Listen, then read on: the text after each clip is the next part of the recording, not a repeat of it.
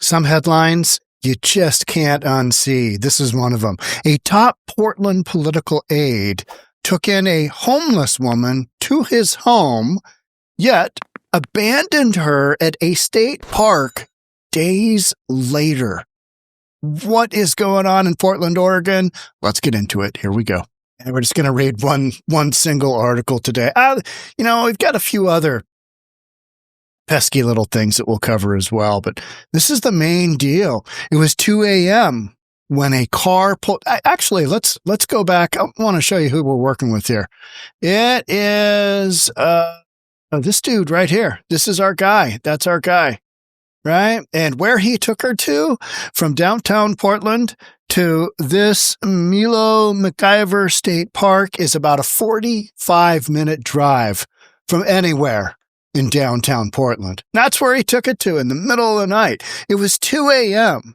when a car pulled into the empty campsite at 𝗪𝗏𝗪𝗏 State Park. Did I say Milo earlier? I think I did. Milo, whatever, right? About 21 miles southeast of Portland on a cold Friday morning last month. The driver unloaded the few possessions that belonged to his passenger, a disabled homeless woman with a documented history of mental illness, and her scrawny white pit bull dog. This story, if you didn't read it in the Oregonian, you'd think this was made up, right? Blankets, a beach umbrella, a wheelchair, a walker, assorted grocery bags. About 90 minutes later, after lighting a fire for the woman, picture they're at a heavily treed campsite, 2:00 in the morning. Why is he dropping her off there? Yeah, after he brought her into his home for a few days, now he's out you go. No, bizarre. The whole thing's just bizarre.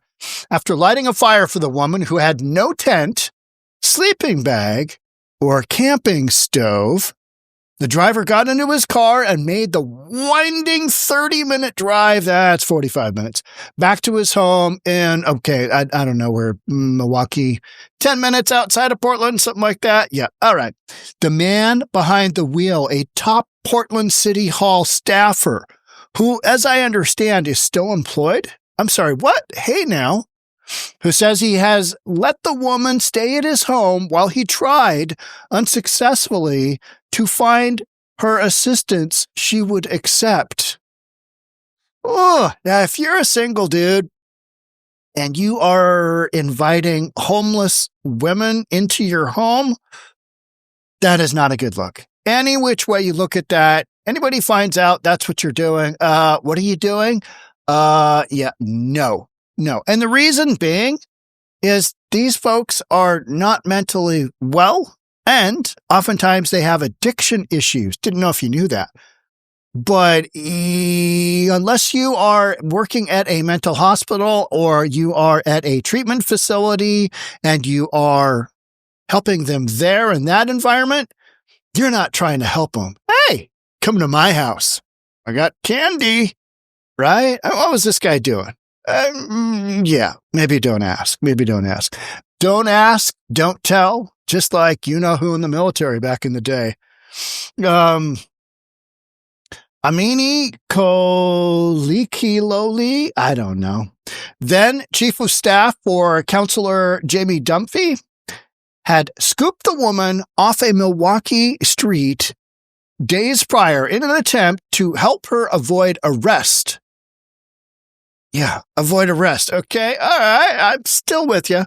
He wrote in a memo to his boss obtained by the Oregonian less than 36 hours after he left her in the isolated campground. Park workers asked state police to remove her. Get her the F out of here. She would not cooperate, records allege. Police used a taser to shoot electricity through her body to subdue, handcuff, and arrest her. On September 27th, the woman's dog, which she described as an emotional support animal, bit a state trooper before it bolted into the woods and disappeared. Are you with me so far? Does this seem just like a weird story? Yeah, me too. It is. The math isn't mathing, right? This doesn't add up. The episode, pieced together through interviews, incident reports, court documents, and other public records, appears to represent a story of good intentions gone horribly, horribly awry. Now, when we say good intentions, first thing that went to my head was guys bringing her to his house to have sex with her. She's homeless. Doesn't have many options. Women are really homeless women are really vulnerable. I mean, you hear about the stories of rape in Portland weekly. It's always happening. It's always going on. And as a stark reminder of the remarkable challenges that come with seeking to assist some of the Portland area's most vulnerable residents. This isn't a stark reminder. This is you got caught, maybe literally, with your pants down. You couldn't work out what to do. And so you drove her as far away as you could, hoping that nobody'd find out. Maybe if I drop her off here, mum's the word, nobody knows. It also raises significant questions about a senior political staffer's series of decisions, life decisions, folks, life decisions, that some specialists in the field said defied professional standards and at times were outright appalling. I'm going to go back to my place? Yeah. I've even got a mattress there. I got a bed. What could go wrong? What could go wrong? You're homeless. You're a member of the opposite sex. You are wildly mentally unstable. You're probably on some drugs. You're extremely vulnerable.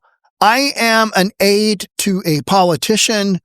What could go wrong, right? I mean, what goes through these? Well, sex, right? That is my guess. That is totally my guess. I could be wrong. I hope I'm wrong. I don't think I am. I'm just trying to be a nice guy. Yeah, right. Okay, yeah. Notice that it wasn't a dude. You weren't helping out a dude, but okay, all right. Benefit of the doubt. Despite his written account, police and social service outreach workers in Milwaukee said that the woman is not about to be arrested. Oh, the story, it changes. So there isn't that sense of urgency. Hey, you scooped her off the street because she was going to be arrested. Did you talk to the cops? Were they going to arrest her? In fact, advocates trained to work directly with people experiencing homelessness and mental health care crisis had spent days attempting to get her help. Don Holden, one of many outreach workers who spent hours with the woman, said his actions reflected a reckless lapse in judgment and undermined their coordinated efforts. He left a person who can barely take care of and or fend for themselves miles away from any services or help. I think he did that on purpose, right? Did that on purpose. Hey, work your way back to Portland now. See how that goes. See how long it takes you to push your wheelchair back into downtown Portland. And Holden, a homeless liaison with the group Love One. I think it's horrible abuse. This dude who earns $131,000 annually declined to speak with the Oregonian for this story or answer a detailed list of questions, referring a reporter to what he included in his September 3rd memo. This has caused a great deal of emotional distress. Like to clarify, I led with my heart in my sincere attempts to aid the woman. Is that what we're calling it now? Your heart? Your big old heart? Okay. Yeah, you were leading with your heart there. All right. Yep. Okay. Anywho, however, if I could do it over, I would do it differently. Nah, you just got caught. This story is so ridiculous. Yeah, there's our guy right there. Yeah, there's our guy. Just making some bad decisions, some optically terrible, horrific decisions. Dunphy, in an interview, called the events awful and heartbreaking. This is obviously the worst case scenario of how things could turn out. Who noted that the guy had also once been homeless and overcame other difficult circumstances. I understand that. I read a Willamette Weekly article, and yeah, he's gotten back on track and he's doing life and he's trying to help people. But you know what? Homeless people, you gotta just let them do their thing because they The only people that should be helping them are people who are trained professionals, because you see trained professionals fail at this job every single day because these people don't want help. And until we're involuntarily committing them to get help, you're going to have stories like this. So if you feel like this is compassion, hey, I'm going to leave you and your walker and your wheelchair and some bags of groceries with no shopping cart. I'm going to leave you out in the woods to fend for yourself because you're a female and you're old and you're mentally challenged and you're homeless. Somehow, I feel like you're going to work this out. I feel like you're going to overcome this obstacle and you're going to really make something of it's just so irresponsible, right? I dumped her off in the woods for a reason. I think coming from a person who has an incredible lived experience that makes them want to try and do everything to everyone and be as helpful and as thorough as help as possible. Now, that's the cover story for something ain't adding up here. We got shenanigans. There are shenanigans in this story.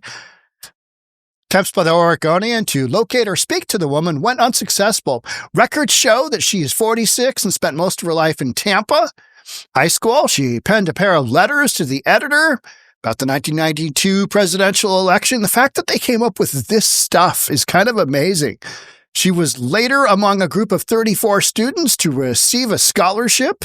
Okay, as an adult, she took belly dancing lessons in Tampa and worked as a landscape designer. At some point in time, she must have had a real crack, right? Somebody died, something happened, got on drugs, who knows? It was unclear when and why the woman left Tampa. These stories are never about somebody born and raised in the city you're talking about. They're just not. Never read stories about, I grew up in Bellevue and then I became homeless and now I'm homeless on the streets of Seattle. It was terrible and horrible. Nah, they're always from far away. They're from somewhere. Tampa. That's about as far as from Portland as you can get, right? It's far. Maybe, southern end of Florida, but way southern end. John Schlosser, Portland attorney who met the woman in 21, said numerous encounters she's had with law enforcement and other authorities in Portland left her with deep psychological and emotional scars. All right, so this woman has just got all kinds of mental stuff going on. And she's homeless, and she's disabled, she's in a wheelchair, and you decide to try and help her by taking her home? Oh, yeah. No, that's not what you do. She has extreme fear of just about everybody, especially the police. That's perfect. It's never been easy. I don't know if there's anybody that can help her, he said, or give her exactly what she wants. But this guy gave it a good try, gave it a good effort. No. Any which way this story goes, it does not look good for him. Here's where we really start to get into this story. This story starts to just falter majorly at this point. So far, I can buy what they're selling. I can stomach this kind of, but not really, because you unless you're a social worker at a clinic somewhere, this should not be you. Yeah, I'll give you some help. All right. Yeah. Our dude claims that he first came in contact with the woman on September 17th when she called his work cell phone, which is not listed online, asking for help. How'd she get the number? What happened there? How did she get in contact with him? He must have given her the number. Oh, no, we don't want to go there, because then there would be maybe some collusion here on his part. Just trying to, anyway. His memo does not say how she got his number, what time of day she called, or how long they spoke. He said he directed her to the city's 311 hotline. 3 days later, on September 20th, he said she called him more than a dozen times in the middle of the night. I'm sorry, a homeless woman you don't know who has your number is calling you a dozen times in the middle of the night. That makes absolutely no sense whatsoever. When he finally answered at 1:30 a.m., what are you doing picking up your phone at 1:30 a.m.? Clearly, you know the woman on the other end. You know the way that this is going to go, and yet you choose to pick up the phone anyway. She frantically said she felt fear for her life and begged him to meet her where she'd been camping near the public library in Milwaukee, the same Portland suburb where he also happened to live. Oh, coincidence. This is coincidence. Oh, hey now. Okay, all right. When he got there, he said that he found the woman in a wheelchair with her dog. She told him that she had autism and a history of violent interactions with police. Perfect. So, regular citizens, you shouldn't have any problem with that. You should have no issues with taking a homeless person, probably on drugs, wild interactions with police, with a pit bull. What kind of shenanigans do we have going on here? This is off track, isn't it? And that it caused her to suffer from both neurological damage as well as 𝗪𝗧𝗪𝗪𝗧𝗪 aphasia, a language disorder that makes it difficult to speak. Okay, all right. Woman also said Milwaukee police had planned to arrest her that Saturday morning. An officer patrolling the area confirmed to him, he claimed in his memo, with nowhere to relocate her, that she would not later be arrested. Who is arresting people in Oregon anywhere? Who's doing that? If that were actually happening without major cause, like, hey, you robbed a store, homeless people just wandering around being homeless and being disabled, they ain't getting arrested, right? I decided to bring her to my house to give her some peace. Oh, that's what we're calling it. Some peace. He gave her some peace. All right. Until he could get her services, he wrote. I'm sorry, that's not advisable. No can do. Can't support this any way, shape, or form. Yeah, I think it'd be a good idea if you just took some homeless people into your home and then saw what happened. Literally, what could go wrong? However, the woman faced no actual threat or imminent arrest. Milwaukee police told the Oregonian, and apparently unbeknownst to our dude, a battery of outreach workers had spent more than a week trying to assist her. But, this guy's got a good heart. And so he's been there before. So he knows how he's going to make, things happen for this poor lady. Yeah. Okay. All right. Sergeant Mark said that police in Milwaukee first made contact with the woman September 8th in nearby Scott Park. Over the next week and a half, she moved camp a couple of times, always keeping her items neat and tidy. During that time, police had 7 separate interactions with the woman, and multiple social service providers and crisis teams attempted to establish a relationship with her and assess her needs. Everything was day to day. As far as arrest, despite whatever was communicated to our boy, she was a ways from that reality. Yeah. Holden said that he and at least a half dozen other teams of behavioral health specialists and nonprofit service providers spent hours with the woman. It was slow and painstaking work. And given the level of trauma and vulnerability she exhibited, she would shut down, become physically distressed. She was shaking, could hardly talk. Yes, Holden said he believed she was making progress and gradually building a level of trust. Amount of time, resources, there were so many eyes on her that I just made sure she was safe until we could figure something out. Then she disappeared. Fraught history. When it's unclear how the woman came to live on the streets in Milwaukee, court documents reveal she had a long history of instability and fraught interactions with Portland police and mental providers.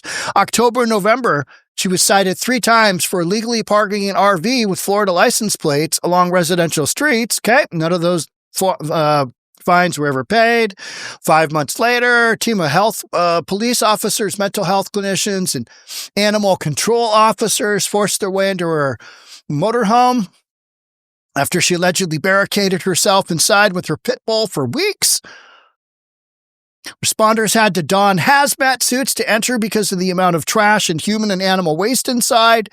She is an absolute nut job. She's an absolute nutcase. So why would you want to take that home with you? Good question, right? Good question. Women who refused to leave the RV or let go of her dog for more than an hour, eventually physically restrained, sedated, taken to a hospital, spent more than a week at Unity Care Behavioral Health. nearly identical episodes. This woman is just absolutely, she needs to be in a mental institution. No dog should be forced to live like that. In a petition seeking a review of the order, woman reported that she suffered from agoraphobia, fear of being outside that could cause panic, and post-traumatic stress disorder. Okay. One of my points in reading this story is that in order for homelessness to actually go down some correct roads, you have to have police intervention, and you also have to have involuntary intervention in getting people long-term help. This woman, wildly in need of that, clearly, obviously. She's living in an RV, she's filled with crap and rotting food and whatnot, and then this guy comes along. I mean, no, the shenanigans in this story are just, once the woman was at his house, our dude waited 2 days, the entire weekend, to begin seeking help for her, according to the timeline in his memo.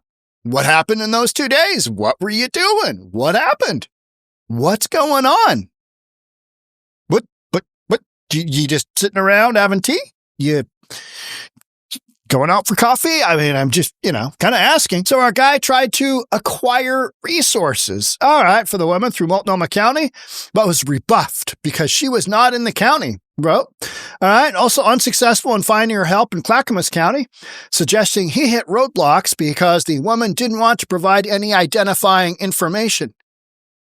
Okay. All right. Again, if you're not a treatment counselor or a mental health care specialist, maybe this shouldn't be your gig. I understand a lot of people want to try and help, but this whole story right here, everything about it just says taking advantage of a homeless person. Not saying he did, not saying he didn't, but the optics are terrible. They're awful.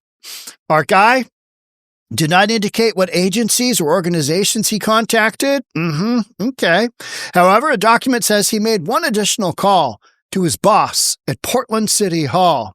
I informed my office of the situation and let them know I could not leave my house because of the situation. Yeah, boss. Got a deal here. This woman I brought home with me. You brought a woman home with you? Yeah.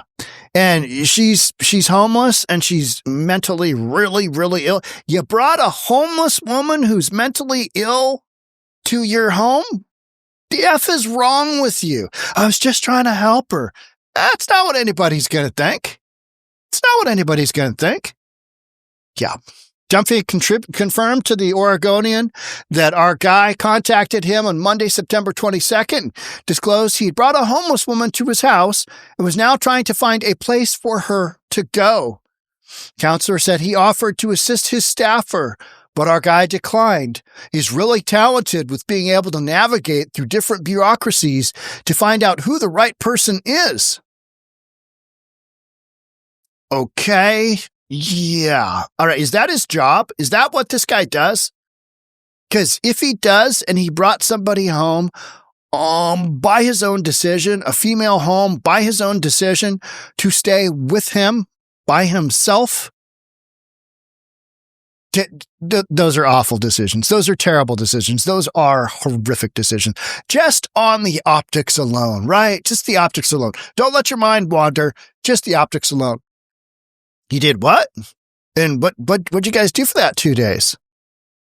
I mean, she was just talking absolute babble the whole time, and so you didn't cut her loose then?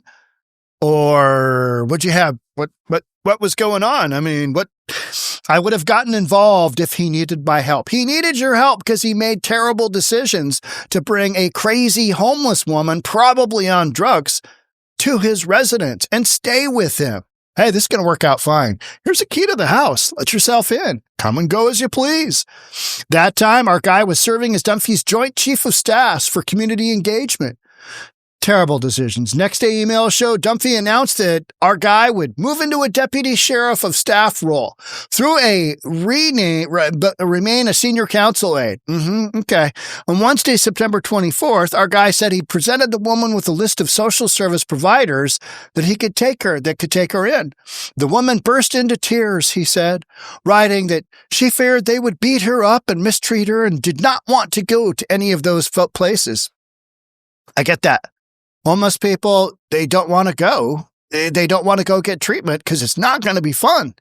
And they don't have the mental ability oftentimes to get themselves in a position where they can make that positive decision.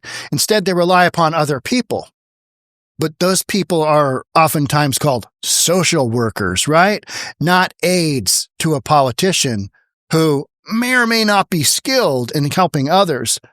When a pair of caseworkers from state's Adult Protective Services came to our guy's house to try to intervene the next day, she met them with extreme hostility. Our guy wrote, after speaking with the woman in private, our guy said that he agreed to send the caseworkers away and take her someplace else. Okay, where? Remaining at his home, he told the woman was out of the question. Too hot here. They know you're here. Can't have you here. I informed her that I do not own the house, and the owner was not too pleased with having her on the property. How'd the owner know you had him on the property? What are we doing? He said he spent hours with the woman and her dog that Thursday evening, driving around the area looking for a motel room where she and her pet could stay. 6 different places turned them down because the woman did not have an ID. You're driving around with a homeless woman whacked out of her mind who's got all kinds of emotional issues, who doesn't have an ID, and you're trying to stick her into a hotel. Ugh. The only option remaining was to find her a place to camp, legally, he wrote. After being unable to find a nearby campground with availability, and this is in late September, can't find availability late September, drove the woman to 𝗪𝗏𝗪𝗧𝗛 State Park, 45 minutes away. 45 minutes away. And he eventually pulled into a site that, while reserved by someone else, sat empty. This'll do. Out you go. Good luck with that. My thought was that they would not be setting up camp at 2 a.m. in the morning. It's one of the few things that our guy has said that I agree with. So I purchased a one-night ticket and unloaded her stuff. If you purchased a one-night ticket and you put her into a site that somebody else was reserving, what site did you purchase that one-night ticket for? I'm just saying. And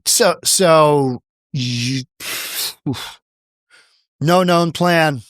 Our guy said he planned to check in with the woman later that Friday. Hey, I'm going to leave you here. We're 45 minutes from downtown Portland.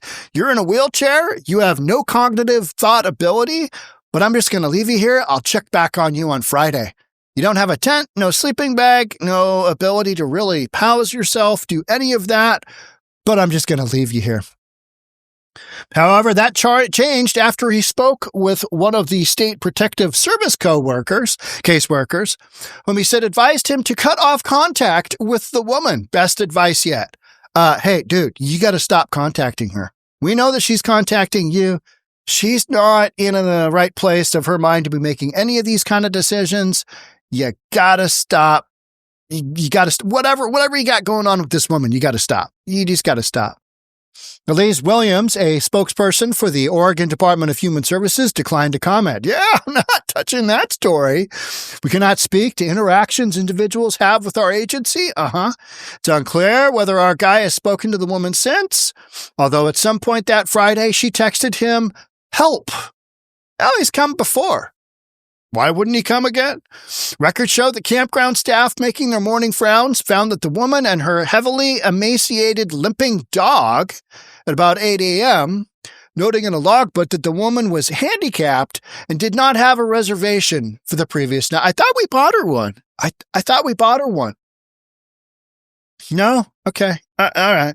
Woman would not provide her name or a phone number, but disclosed she had autism and trauma from police violence. This seems to be an ongoing thing, which is not uncommon. Speech is difficult to understand. Offered services, but she declined, indicating she only wants to stay here.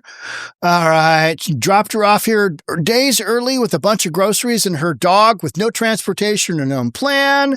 She refused all help. He eventually agreed to allow her to stay one extra night, but then told her she had to leave. Park incident report. State troopers arrived to remove the woman from the campground that Saturday afternoon. Things escalated. Police attempted to separate her from her animal and take her into custody. She was bear hugging her dog. Officers were yelling at her. One trooper zapped the woman in the back with a taser. After tasing the woman, they were able to successfully apply handcuffs. Dog started biting the officer that was restraining it, and he broke free and ran away into the forest. Once subdued, the woman was taken to Willamette, yada yada. Guilt is immense. And September 29th, 2 days after the altercation at State Park, woman called Schlosser from the hospital. The attorney said he hasn't spoken with her in at least a year. Schlosser said he paid for the woman to be medically transported from the hospital back to Milo MacIver the next day so that she could look for her dog. Well, I know that she was tased and that her dog had run off. Some staff were alarmed by the sight of the woman who was wearing no shoes or socks when she returned to the campground. This woman is full tilt, just boop, right, clearly. She literally sat in the rain in a wheelchair waiting for her dog until finally at the end of the night she ended up getting a ride. Clear to everyone, she was traumatized. I just can't imagine what the scene must have looked like. Feel really bad for her. This situation, this ordeal is one of the hardest I've seen to witness in a job where I see death and overdoses all the time. How much community tried to support her, only to have someone take her away. All right. Yeah. So at some point in time, you got to recognize that you can't help everybody, and actually helping people means getting them to where they need to be. Now, this woman shouldn't have been left alone in the woods. This woman shouldn't be running around the streets of Portland. She clearly doesn't make good choices. Can't really take care of her dog. Can't probably take care of herself. She's vulnerable, and she's whacked out of her mind. Nobody's going to deal with her. Literally, nobody's going to deal with her. And that's why Portland has left her out on the streets, because that's what Portland does. Misguided compassion. Let her do whatever she wants. Well, she's doing that. She is killing herself. She's going to get herself killed. But in this whole idea that everybody that's out on the streets is a victim, victimology, then you just let her run around and do her thing, even though she's cognitively not able to make decisions that you put her in a better space than she's already in. She can't make decisions. Can't make decisions good or bad because she's mentally not capable. But cities like Portland, San Francisco, LA, they just take these people in and go, all right, here's some food, here's some services, here's a tent, here's a blanket, just do your own thing. It's all good. Give them some money and give them an income. Sometimes they'll put them into housing. Sometimes they'll put them in shelter, but never anything permanent that's actually going to get this woman to the space where she needs to be. And that is probably a mental institution. Something like that. I mean, who knows, right? Who knows? You don't know. We don't have any consistent mention of chemical dependency, but we've got mention of a bunch of different mental conditions. This woman should not be running around without her shoes on and her socks on out in the middle of a forest in some state park 45 minutes from services. That's your bottom line. And yet, and that's where this whole story just breaks down. She shouldn't be running around by herself. She's not capable. She's mentally not in a position where she can take care of herself. Now, the left is going to say, well, she's a victim. We got to protect her. Protecting her isn't allowing her to live her life on the streets. Where I don't know if you know this, but the streets of Portland are rough. They are rough. Especially for single women, particularly for single women. If you follow all those byline stories, it's terrible. It's stuff you don't even really want to have in your brain, but it's what's going on and it's what's happening. And this dude here, our main guy here, I mean, not good thinking. Not good thinking there. Be curious to see what happens to him long term. It's my understanding he still has his position because he didn't really do anything wrong. But to me, the optics are such where you don't touch that. You don't touch it with a 10-foot pole, literally or figuratively. And clearly, the whole housing first thing, hey, let's just get people into housing.